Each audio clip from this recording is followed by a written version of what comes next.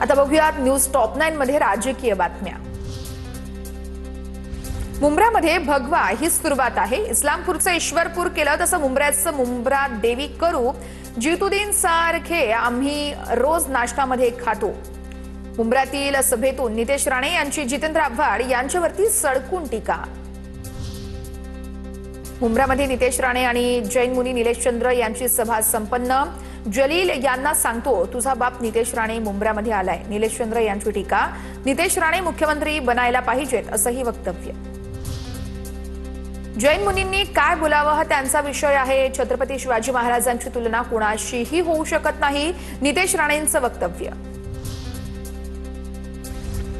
Mic दिसला की यांना फक्त हिरवा झेंडा दिसतो। इम्तियाज जलील यांची नितेश राणेंवर टीका।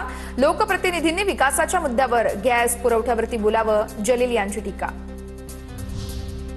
सध्याच्या काळामध्ये सरकारकडून दडपशाही सुरू आहे। अशा परिस्थितीमध्ये संयम राखणं आवश्यक आहे। विरोधकांना संधी मिळेल असं कोणतंही कृत्य करू नका। गुन्हा दाखल झाल्यानंतर बच्चू कडूंची फेसबुकवरती पोस्ट।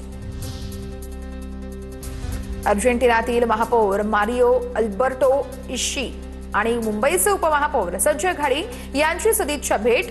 यावेळेस इशी यांचा मुंबई महानगरपालिकेच्या वतीने सत्कार करण्यात आलेला आहे। यावेळी संजय घाडी यांनी मुंबई विकासासंदर्भात इशी यांना सविस्तर माहिती दिलेली आहे।